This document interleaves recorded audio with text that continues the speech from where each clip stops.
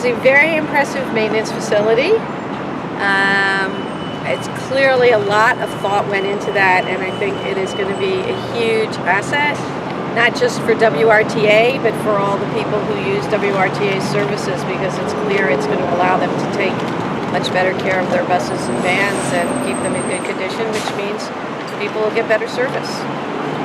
Talk a little bit about that.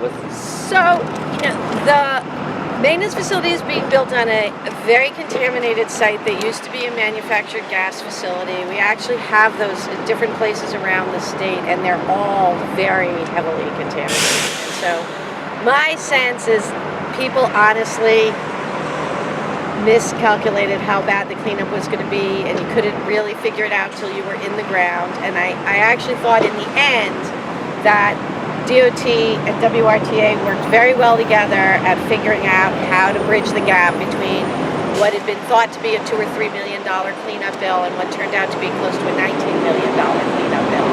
And DOT was able, with support from Governor Baker, Lieutenant Governor Polito, and Administration and Finance, to assign some state resources for part of that gap. WRTA, we were able to work out so that WRTA could do some advanced borrowing against future, and they'll pay that back. So they picked up some of it, we picked up some of it, and in the end, it means that we're on track to open up the facility this summer, which is great this fall. Do you think there's any? I mean, I think everyone has heard that it is going to be a very tough job for the conference committee to come out with a budget, given what we now know about where fiscal 17 revenues are likely to be.